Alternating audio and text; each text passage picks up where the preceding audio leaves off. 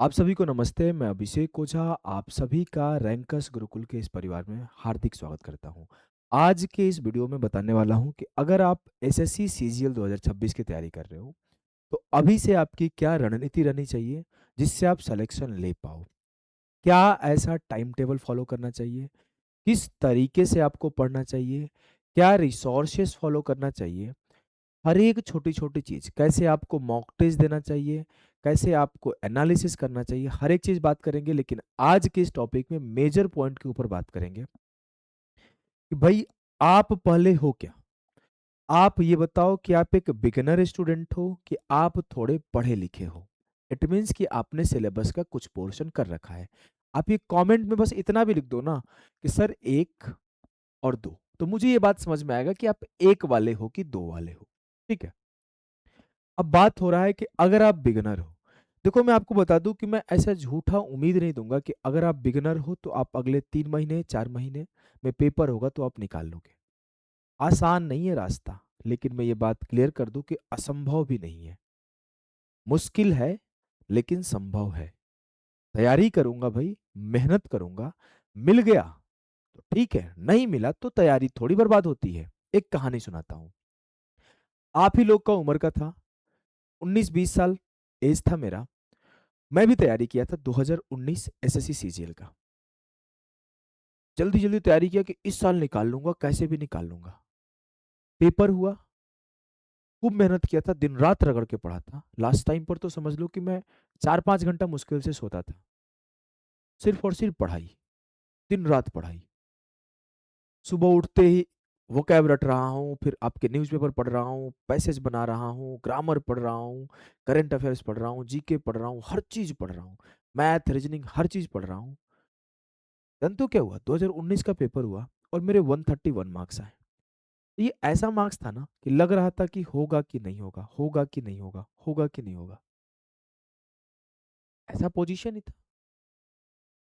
Pre हो गया, 1 marks 2 marks से प्री हो गया। मुझे जितना ध्यान है कि 149 पॉइंट समथिंग कटअप गया था और 151 पे प्री हो गया। मेरा नॉर्मलाइज होके 151 स्कोर हो गया था। प्री हो गया और मेहनत करके रगड़ के मेंस की तैयारी किया। किस्मत अच्छा था, एग्जाम थोड़ा पोस्टपोन हो गया था लॉकडाउन में। मेंस में खूब रगड़ के तैयारी किया और मेरे रॉ मार्क्स मैथ्स में, तब 200 के मैथ्स हुआ करते थे, 195 आया।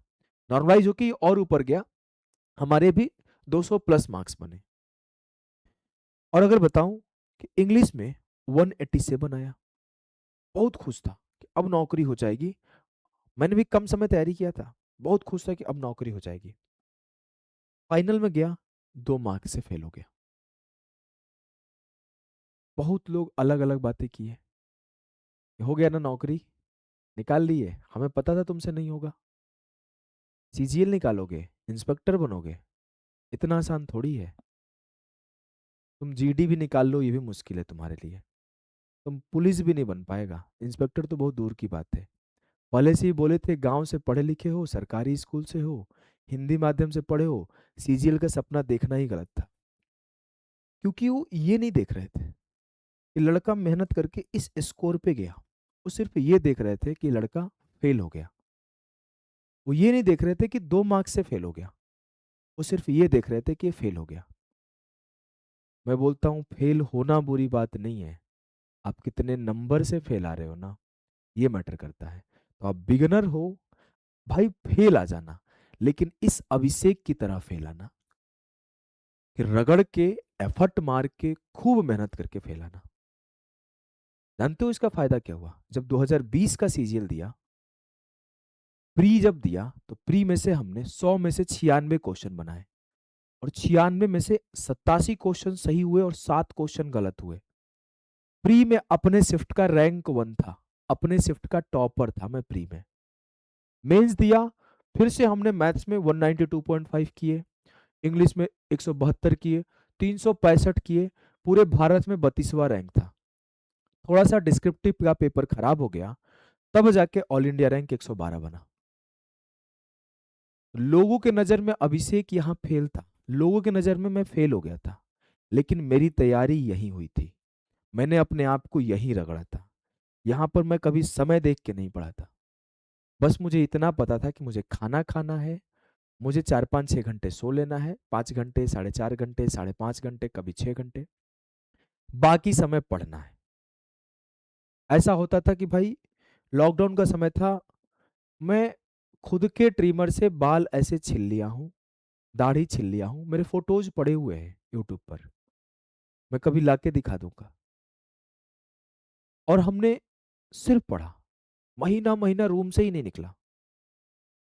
मुझे याद है कि मैं कई बार भैया बोलने लगते थे कि थोड़ा घूम फिर आया करो बाहर से, अच्छा हवा लगेगा। मैं कुछ नहीं बोलता था, मैं चुपचाप पढ़ता था।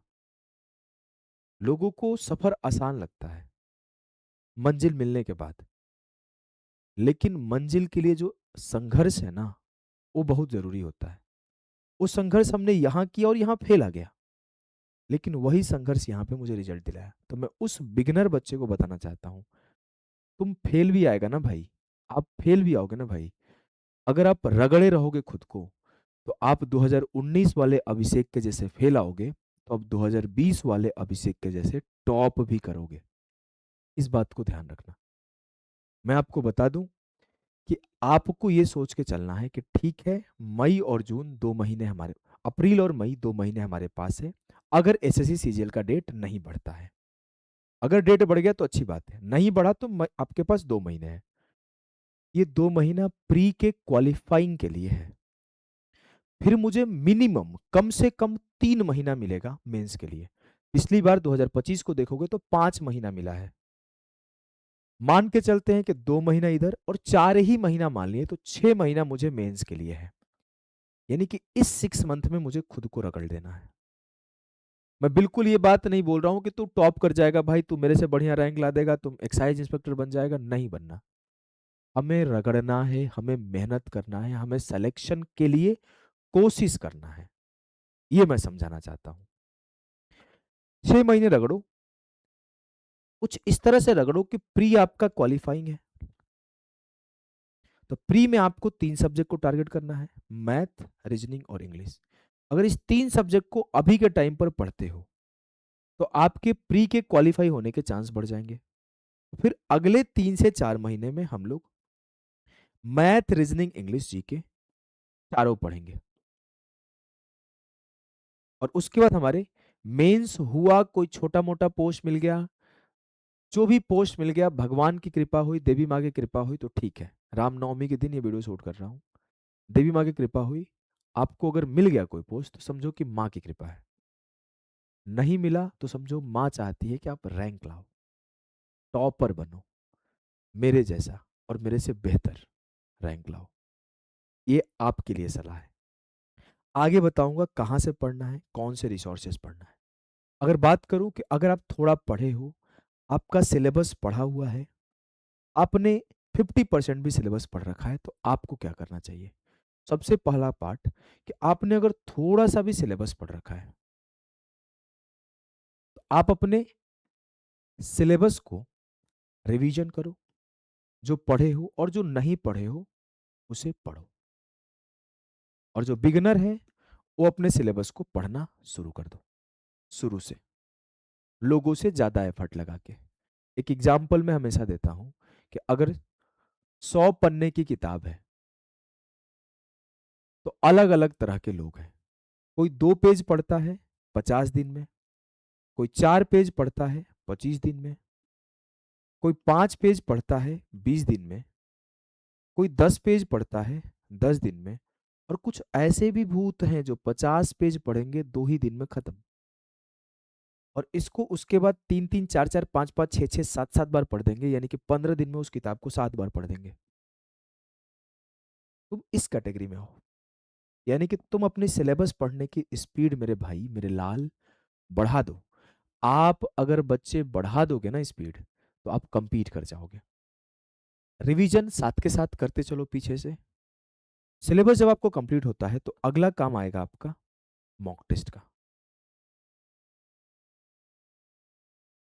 अब मॉक टेस्ट कैसे लगाने से पहले मैं ये बताऊं कि सिलेबस आपको कंप्लीट कहां से करना है। सिलेबस कंप्लीट करने के दो रास्ते हैं। एक, यूट्यूब पर चल रहा है गुरुकुल बैच। अगर आप यूट्यूब से पढ़ना चाहते हो तो गुरुकुल बैच से पढ़ना शुरू कर दो। अगर आप यूट्यूब से नहीं पढ़ना चाहते हो आप सिंपल सीधा सीधा जाओ और इस वीओडी बैच को ज्वाइन कर लो। सिर्फ 299 में ये वीओडी बैच है। इस बैच से भाई रैंक 1 पढ़ा है, रैंक 13 पढ़ा है। अगर मैं बताऊं 2025 मेंस का भी रिजल्ट नहीं आया है। 2025 मेंस का जो पेपर हुआ था उसके 30 के 30 सवाल इसी बैच से आया हुआ है। वो सवाल जो कहीं से नहीं आया था, स्फेयर कटिंग वाला, नंबर सिस्टम वाला, ज्योमेट्री वाला, वो एज इट इज डेटा से डेटा हमने मैच कराया है, वो यहां से आया है। मैं आपको इतना बता दूं कि 299 फी समझो कि किस्मत है आपकी, जो आरजी विक्रमजीत एप्लीकेशन पे मिल रहा है। नहीं तो इसका फी 1500 रुपये था मेरे प्लेटफॉर्म पर।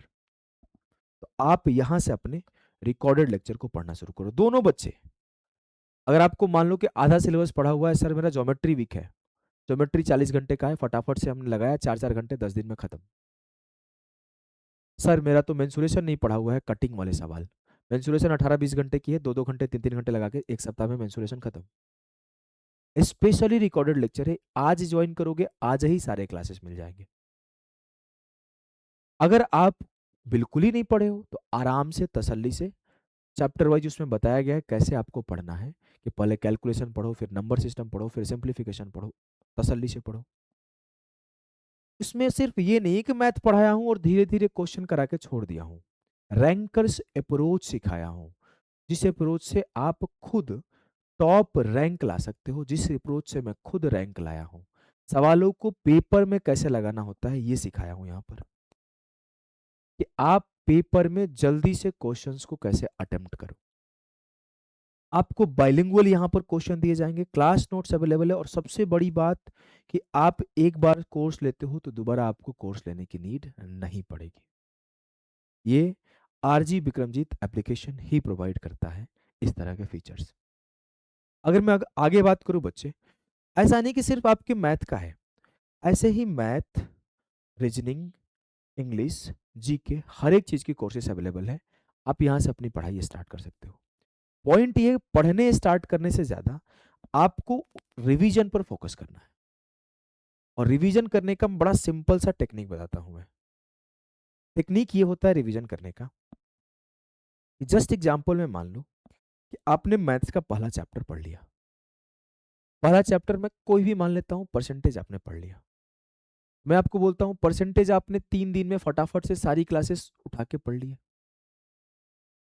और जब आपने परसेंटेज की सारी क्लासेस पढ़ लिया, उसमें मान लो कि मैं 150 क्वेश्चन कराया। अब आपको क्या करना है कि अगला chapter profit and loss start करना है। प्रॉफिट एंड लॉस स्टार्ट करना है। प्रॉफिट एंड लॉस के कंसेप्ट को आगे आगे पढ़ रहा हूं, और पीछे से 10 क्वेश्चन पर डे के हिसाब से, या फिर अभी एक ही चैप्टर है तो 20 क्वेश्चन पर डे के हिसाब से परसेंटेज को लगा रहा हूं। हमने एक सप्ताह में प्रॉफिट लॉस पढ़ा, तब तक ऐसा होगा कि परसेंटेज का रिवीजन चल रहा है। अब जैसे प्रॉफिट लॉस के बाद एसआई पर गया, 10 क्वेश्चन परसेंटेज से और 10 क्वेश्चन प्रॉफिट लॉस से, दोनों से 10 10 क्वेश्चन लगाया। फिर हमने एसआई को 5 दिन में कंप्लीट कर लिया। अब मैं 10 question percentage, 10 question SI, 10 question profit loss, तीनों से लगाया। उसी सीट को लगा रहा हूं, कोई और सीट लगाने की नीड नहीं है। एसआई के बाद मैं सीआई पे गया, सीआई पर सेम काम किया कि 10 क्वेश्चन पर डे के हिसाब से लगाना शुरू कर दिया। जब तक मैं सीआई पर आऊंगा ऐसा फील होगा कि सर इस सीट को ना मैं 3 बार लगा दिया हूं, या फिर 4 बार लगा दिया हूं, ऐसा फील आएगा। 3 टाइम्स 4 टाइम्स हमने कर रखे हैं। अब मुझे परसेंटेज के सारे कंसेप्ट मेरे टिप्स पे होंगे। तब मैं क्या करूंगा कि अब मैं वीक में एक दिन परसेंटेज को दूंगा। ऐसे ही हर एक चैप्टर को आगे बढ़ते जाओ, 10 10 क्वेश्चन 10 10 क्वेश्चन बढ़ाते जाओ। मैं आपको गारंटी के साथ कहता हूं, इस तरह से आप अगर रिवीजन करोगे तो आप कभी भी भूलोगे नहीं। कई लोग आपके आसपास आएंगे जो एक चैप्टर पढ़ते हैं, जल्दी से समझते हैं, लेकिन वो कुछ दिन बाद भूल जाते हैं।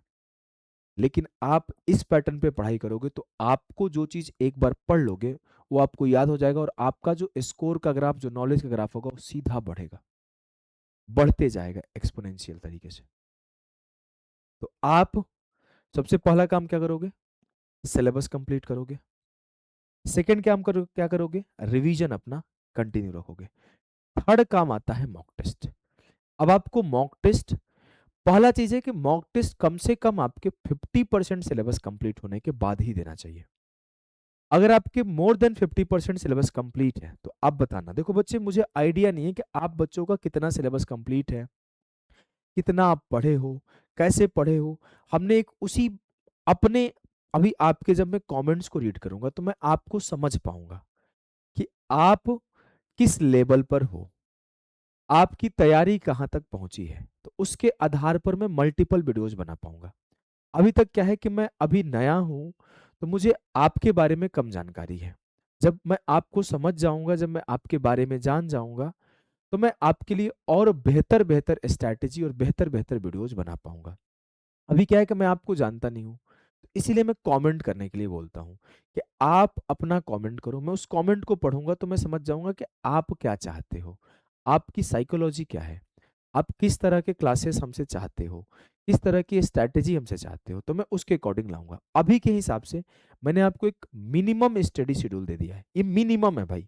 इससे कम अगर करोगे तो फिर छोड़ दो सिलेक्शन की और छोड़ दो अब तैयारी।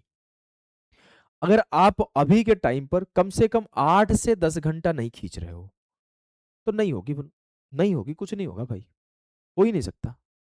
मैं अभी क्लियरली बोल दे रहा हूँ। अगर आप 8 से 10 घंटा भी नहीं पढ़ सकते तो सपना ही छोड़ दो नौकरी का, सपना ही छोड़ दो कि सितारे हमारे कंधे पर आएंगे, सपना ही छोड़ दो कि जब रिजल्ट आएगा तो पीडीएफ में हमारा नाम आएगा। क्योंकि जो रगड़ेगा रोज ना, उसी के पीडीएफ में नाम आएंगे और उसी के कंधे पर सितारे आएंगे। अगर मैं बताऊं आपको, मैं अगर होता आपके जगह पर अभी के टाइम पर तो कम से कम 4 से 5 घंटा मैथ्स पढ़ता, कम से कम। आपके अगला मेरा सबसे वीक था इंग्लिश, इसको कम से कम 3 से 4 घंटा पढ़ता।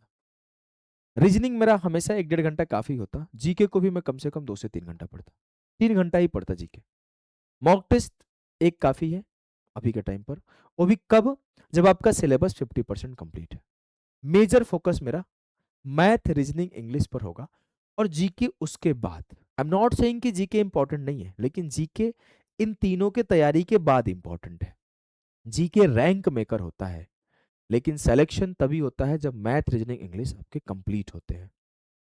आप मुझे बताओ कि आप किस टाइप के वीडियो चाहते हो, आप कैसा चाहते हो। आप चाहते हो कि आपको how to analyse mock test, mock test को एनालिसिस कैसे करें, या फिर मॉक टेस्ट को अटेम्प्ट कैसा करें, उसमें टाइम मैनेज कैसे करें, कौन से सेक्शन को पहले पहले अटेम्प्ट करें, पहले मैथ बनाए कि पहले रीजनिंग बनाए कि पहले जीके कि पहले इंग्लिश। मुझे टाइम अलॉटमेंट में दिक्कत होता है, मुझे क्वेश्चंस को स्किप करने में दिक्कत होता है। आप बताओ तो समस्या, जितनी आपकी समस्याएं हमने फेस की है और उसका सॉल्यूशन भी हमने निकाला है, मैं सारी समस्याओं का समाधान आपको बताऊंगा। बिगिनर्स कैसे मैथ पढ़े, एकदम जीरो हूं सर, बिल्कुल नहीं आता मुझे, आप स्टेप बाय स्टेप बताओ। ये तो आपने शॉर्ट में बताया है, नोट्स कैसे बनाऊं, प्रैक्टिस कैसे करूं, आप स्टेप बाय स्टेप बताओ, आप कमेंट करना बताओ, मैं बताऊंगा। अब आप देखो भाई, सीधी सी बात है, प्लान हमारे पास बहुत सारा है, टाइम एक्शन की है, लेकिन कौन से जगह पर एक्शन लेना है आप डिसाइड करोगे। आप बच्चे बताओगे कि कौन सी वीडियोस बनाऊं, उसके अकॉर्डिंग मैं वीडियोस लेकर आऊंगा। ये एक रफ स्ट्रैटेजी थी कि आपके लिए बस एक छोटा सा मोटिवेशन सेशन था। कई नए बच्चे हमारे गुरुकुल बैच में पढ़ रहे हैं कि सर नया हूँ, बिगनर हूँ, क्या करूँ। तो उनके लिए एक तरह से ये मोटिवेशन था, मैंने थोड़ी सी अपनी स्टोरी की एक ब्रीफिंग सुनाई है। आने वाले टाइम में पूरा अपना स्टोरी भी सुनाऊंगा और फिर मैं आपको बोलूंगा कि आप अपनी तैयारी हमारे साथ करोगे। मैं विश्वास दिलाता हूँ रैंकर्स गुरुकुल का ये परिवार आपके साथ रहेगा, चाहे वो बेहतर रिसोर्सेज के साथ हो, चाहे वो बेहतर कंटेंट के साथ हो, चाहे वो बेहतर स्ट्रैटेजी के साथ हो, रैंक बनाने वाली स्ट्रैटेजी के साथ हो, हमेशा आपके साथ है। चैनल को सब्सक्राइब करिए और लाइक करिए। मिलते हैं अदर वीडियोज में, अभी के लिए सभी को नमस्ते, नमस्कार, बाय बाय।